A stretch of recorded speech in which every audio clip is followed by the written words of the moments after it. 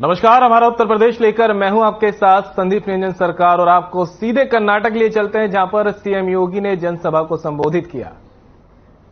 मंच पर उपस्थित भारतीय जनता पार्टी के जिला के अध्यक्ष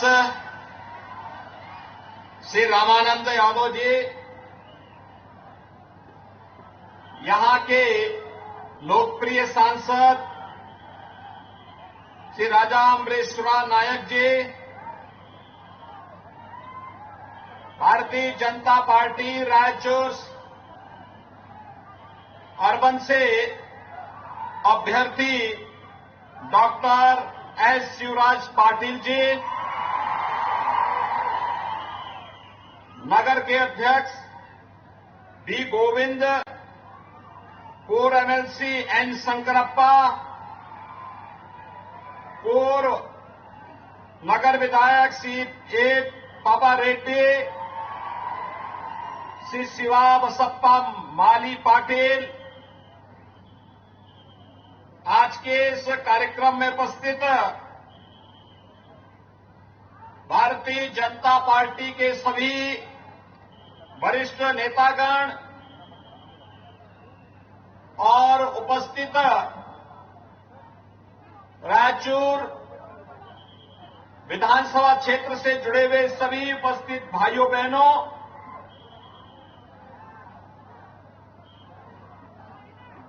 मैं इस धरा को कोटि कोटि प्रणाम करता हूं।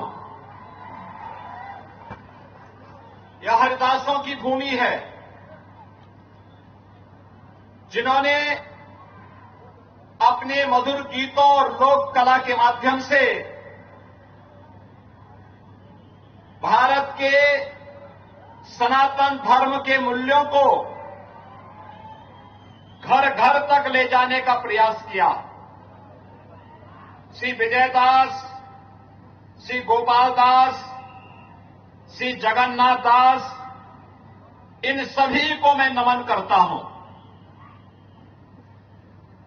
रायचूर के पराक्रमी राजा वेंकटप्पा राजा नायक का नमन करता हूं, जिन्होंने अंग्रेजों के खिलाफ देश की स्वाधीनता के लिए लड़ाई लड़ा था और निजाम शासक के रजागार आक्रमणकारियों के द्वारा शहीद हुए हजारों नागरिकों को भी मैं विनम्र श्रद्धांजलि अर्पित करता हूं। भाइयों बहनों, हम सब जानते हैं, मैं अयोध्या उत्तर प्रदेश की धरती से यहां आया हूं। अयोध्या प्रभु श्री राम की पावन जन्मभूमि का स्थल है और कर्नाटक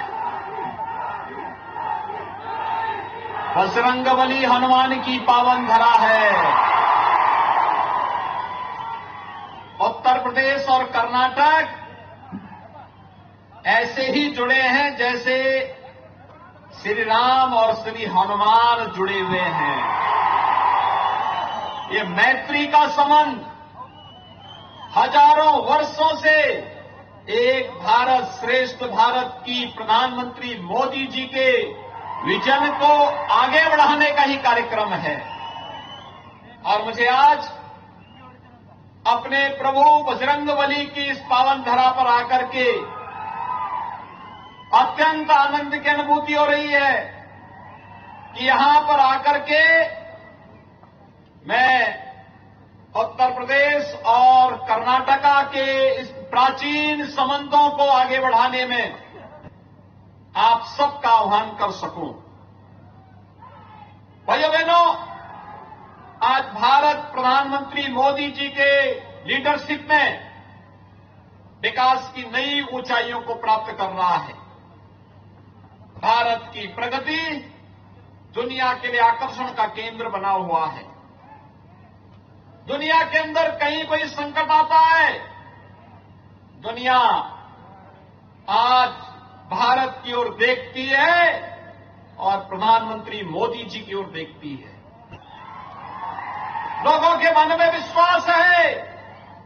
जैसे राम काज में संकट मोचक के रूप में हनुमान जी ने योगदान किया था, आज दुनिया के संकट मोचक के रूप में लोग प्रधानमंत्री मोदी जी को देखते हैं कि मोदी जी संकट का समाधान कर देंगे।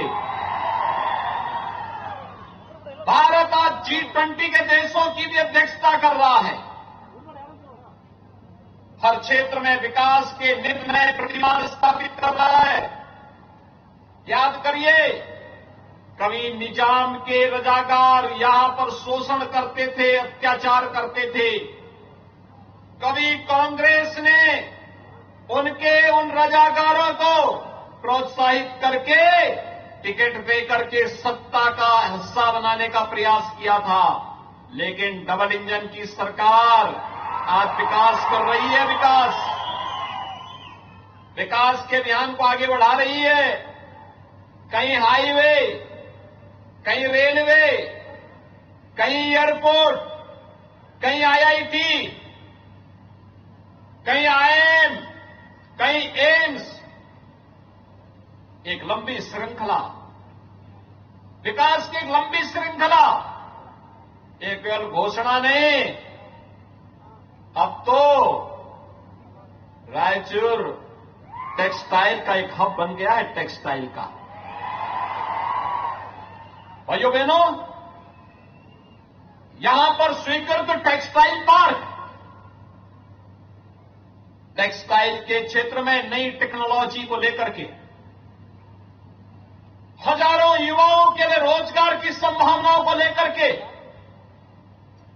यहां के कारीगरों की स्किल को आगे बढ़ाने को लेकर के, उनके हुनर को एक मंच देने का माध्यम बनेगा। बेंगलुरु पहले से ही भारत के विकास की यात्रा का सहभागी रहा है।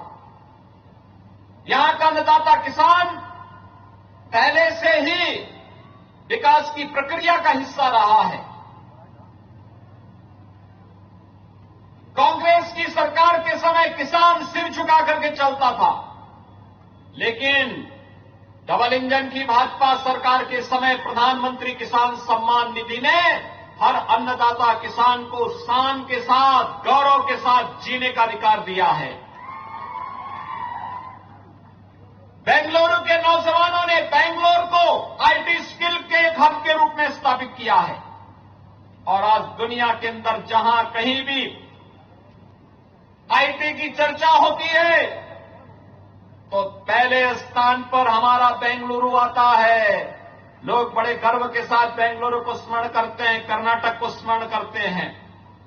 भाइयों बहनों, वास्तव में विकास की प्रक्रिया के साथ जुड़ने वाला ये आईटी स्किल का यह हब आज के नए भारत का, नए नालंदा और नए तक्षशिला विश्वविद्यालय की तर्ज पर भारत की शान के साथ आगे बढ़ाने वाली विकास की प्रक्रिया के हिस्से हैं। और उसी विकास की प्रक्रिया को कांग्रेस का फेल्ड इंजन हमेशा रिवर्स गियर में पीछे धकेलने का काम करता था। और श्रावस्ती से इस बीच एक बड़ी खबर सामने आ रही है। डिप्टी सीएम ब्रजेश पाठक पहुंचे श्रावस्ती के इकोना। विधायक रामफेरन पांडे के साथ कार्यकर्ताओं ने किया स्वागत। कार्यक्रम स्थल पर मन की बात कार्यक्रम का देखा प्रसारण। नगर पंचायत इकोना के बीजेपी प्रत्याशी का समर्थन में आयोजित जनसभा को किया संबोधित। बीजेपी समर्थित प्रत्याशी शांति कंठरा को वोट करने की अपील। साथ ही बीजेपी के कार्यों की गिनाई उपलब्धियां। इकोना को आदर्श नगर पंचायत बनाने का जनता को दिया आश्वासन। इकोना के रामलीला मैदान में आयोजित की जनसभा।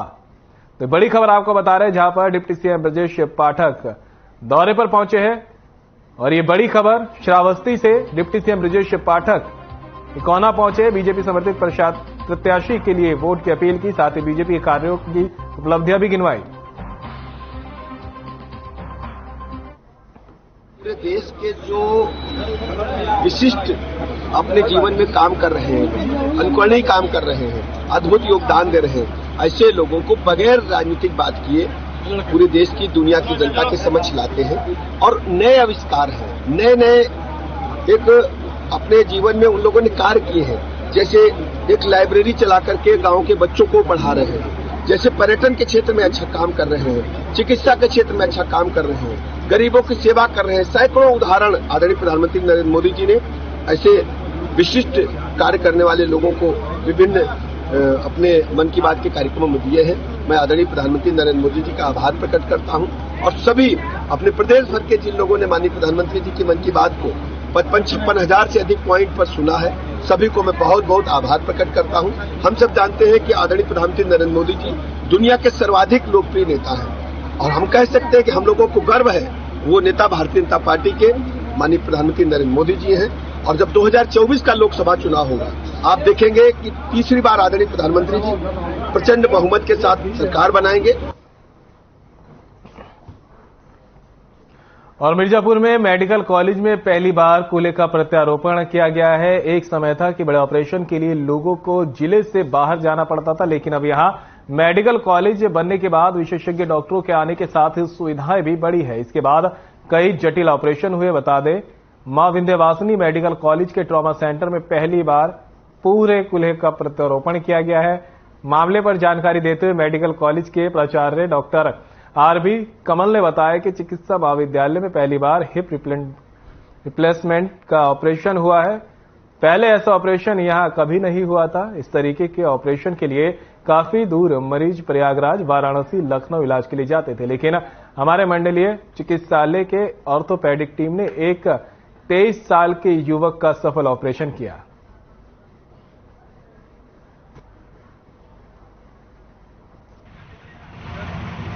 देखिए, सबसे पहले तो मैं आपको धन्यवाद देता हूं तथा इस मिर्जापुर में इस चिकित्सा महाविद्यालय में पहली बार एक टोटल हिप रिप्लेसमेंट का ऑपरेशन हुआ है, जो कि अभी तक यहाँ कहीं नहीं हुआ है। इसके लिए मरीज काफ़ी दूर लखनऊ है, इलाहाबाद है, बनारस है या दिल्ली है, अन्य हायर सेंटर भी जाते थे। आज हमारे चिकित्सा महाविद्यालय में ऑर्थोपेडिक टीम में 23 साल के बच्चे मोहम्मद अली, जो बंधवा मेजा के रहने वाले हैं, 4 साल से ऑस्टियोआर्थराइटिस के पेशेंट थे और इनको काफ़ी दिक्कतें थी। इसमें काफ़ी खर्चा आता है बड़ा। इसमें जो टोटल रिप्लेसमेंट है, इसमें हमारी टीम ने डॉक्टर राजकुमार हैं, डॉक्टर प्रतीक पाठक है, डॉक्टर रामप्रीत है और इसमें एनेस्थीसिया में डॉक्टर करिश्मा, डॉक्टर अनूप और सिस्टर लीला हैं, ब्रजेश हैं, शैलेश हैं। इन सब मिलके करीब 2 घंटे की सर्जरी की है और अनसीमेंटेड।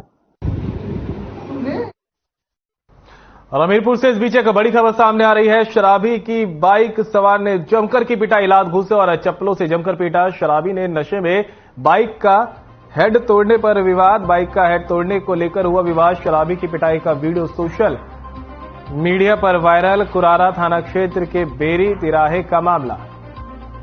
तो बड़ी खबर आपको बता रहे हैं। हमीरपुर से शराबी की बाइक सवार ने जमकर पिटाई की है।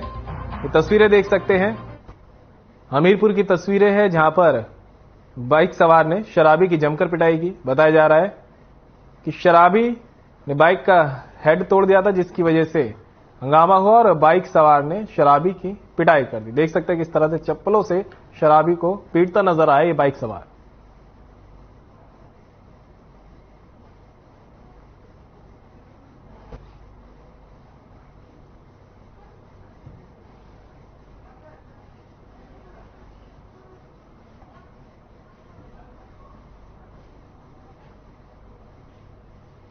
फर्रुखाबाद के कायमगंज क्षेत्र में खड़े ई रिक्शा में ट्रैक्टर चालक ने जोरदार टक्कर मार दी, जिसके कारण रिक्शा में बैठे बच्चे की मौके पर ही मौत हो गई। बता दें कि बच्चा शादी समारोह में दावत खाने गया था और बारिश के चलते बच्चा रिक्शे में जाकर बैठ गया। इस दौरान तेज रफ्तार अनियंत्रित ट्रैक्टर ने खड़े ई रिक्शा में जोरदार टक्कर मार दी, जिसकी वजह से रिक्शा पलट गया और बच्चे की दबकर घटनास्थल पर मौत हो गई।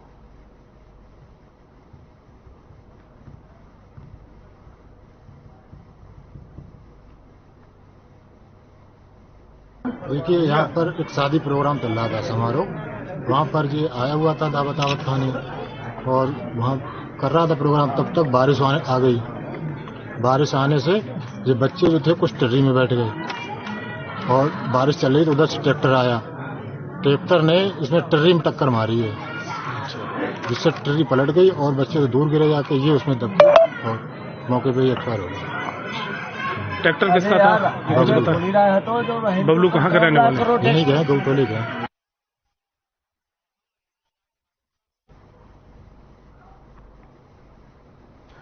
महोबा से बड़ी खबर सामने आ रही है। युवाओं के सिर चढ़ा अवैध असलहों का शौक। अवैध असलहों के साथ वीडियो हो रहे वायरल। बेखौफ होकर युवा कर रहे अवैध असलहों का प्रदर्शन। अवैध असलहों के साथ रील बनाकर इंस्टाग्राम पर की वायरल।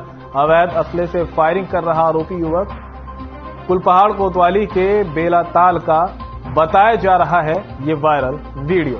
महोबा से बड़ी खबर आपको बता रहे हैं, जहां पर युवाओं के सर अब असलहों का जो है बहुत चढ़ गया है और रील्स बनाने के लिए युवा अवैध असलों का इस्तेमाल कर रहे हैं। फायरिंग करते भी नजर आते हैं। महोबा से खबर आपको बता रहे हैं, युवाओं के सिर चढ़ा अवैध असलों का खुमार। अवैध असलों के साथ वीडियो वायरल हो रहे हैं। कुलपहाड़ कोतवाली के बेलाताल का मामला है। अवैध असलों के साथ रील बनाकर इंस्टाग्राम पर फायरिंग की तस्वीरें देख सकते हैं जो अब सामने आई है। तेजी से तस्वीरें वायरल हो रही हैं। इन दिनों युवाओं को असलों के साथ रील्स बनाने का शौक चढ़ा हुआ है, जिसमें असलहों से फायरिंग करते भी ये युवा नजर आते हैं।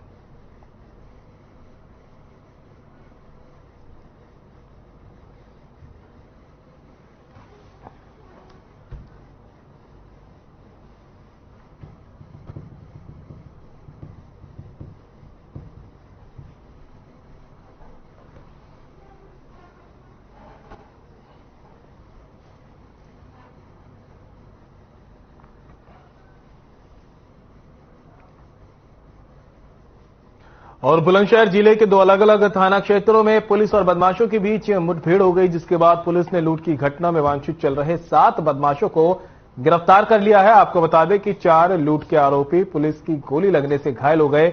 वहीं पुलिस ने लूट के आरोपियों से लूटी गई 2 कार, 1 मोटरसाइकिल, 1 पिस्टल और 4 अवैध तमंचे समेत दर्जनों जिंदा कारतूस भी बरामद किए।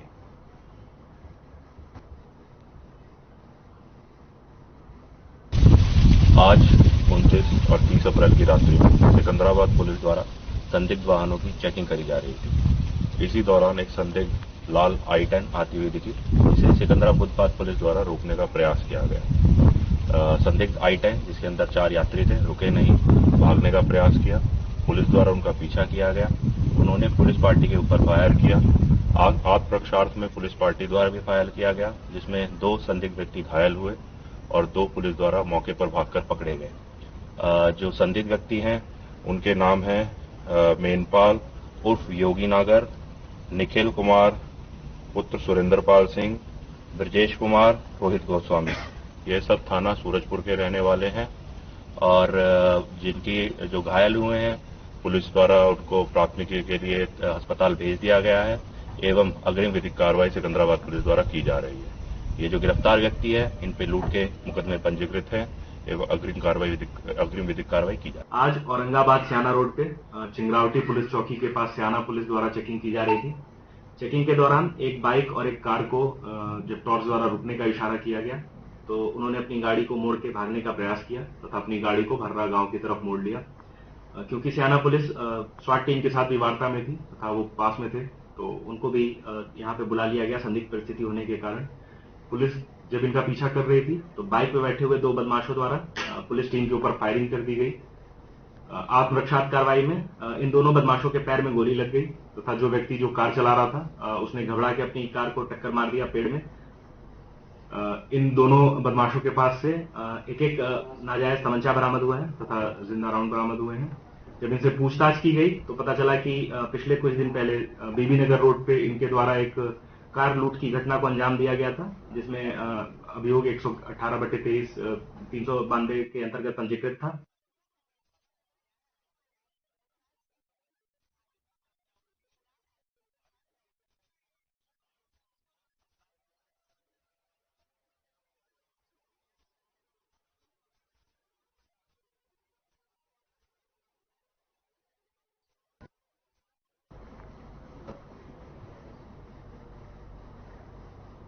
और आपको सीधे लखनऊ लिए चलते हैं, जहां पर गांधी सभागार राजभवन में प्रसारित सजीव प्रसारण सुनती माननीय राज्यपाल आनंदीबेन पटेल। और बच्चों को ये बोलिए कि वॉश बेसिन में पानी फेंकना नहीं है, बाल्टी में फेंको। और शाम तक देखो कितनी बाल्टियां भर जाती है पानी से, और ये पानी का उपयोग करिए पर्यावरण में, और जो पेड़ पौधे हैं इसमें उपयोग करिए।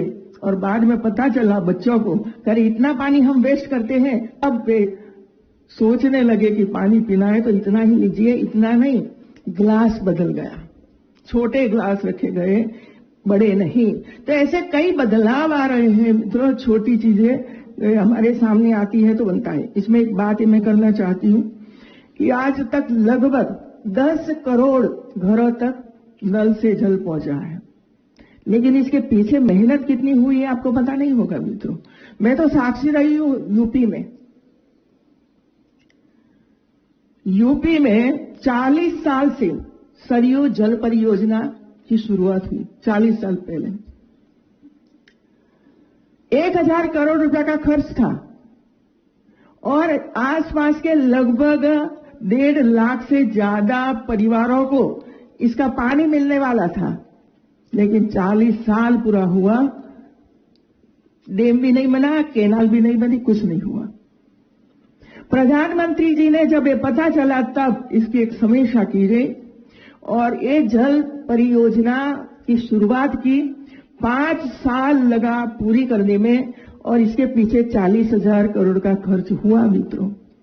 1000 करोड़, 40,000 करोड़, 40 साल बीत गए।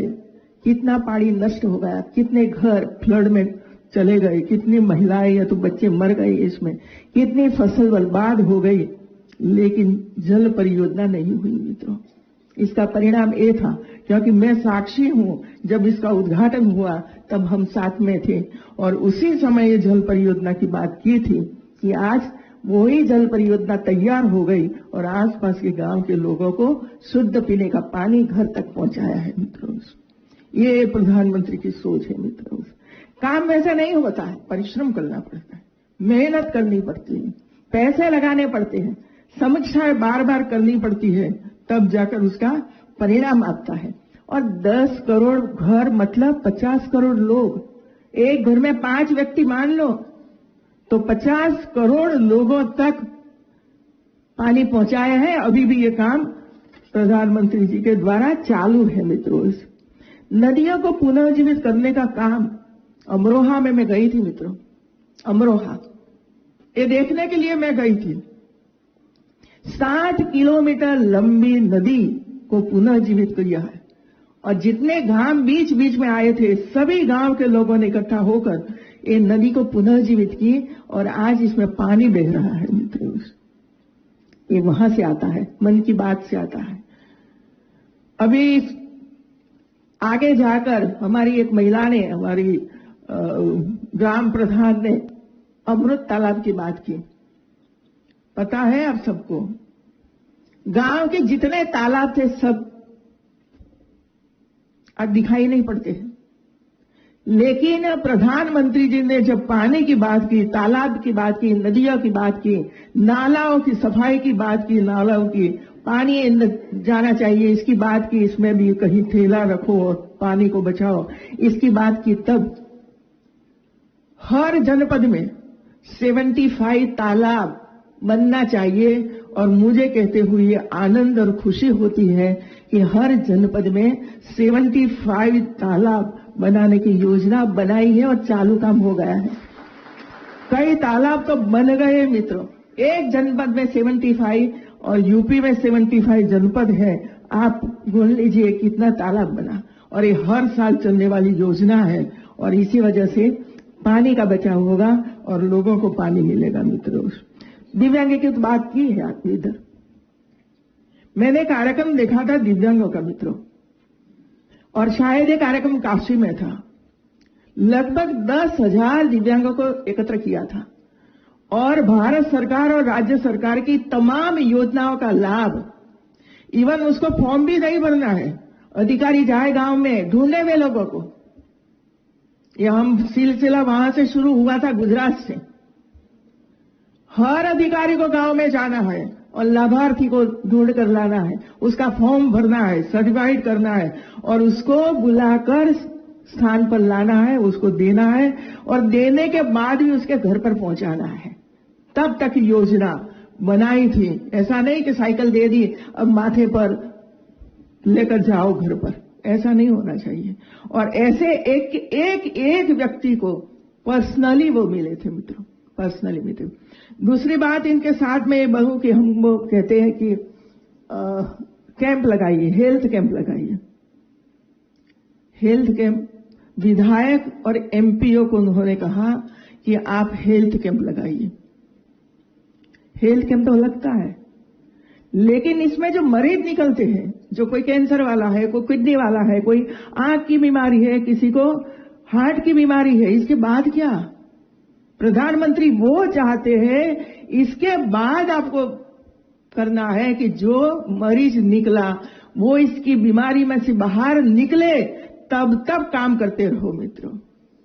वो इसके पीछे भाव है। और मैं एक घटना आपके सामने रखना चाहती हूं मित्रों। हेल्थ कैंप लगाया काशी में, और इसमें खास करके लगभग 75। और बुलेटिन में मेरे साथ इतना ही, दीजिए इजाजत, नमस्कार।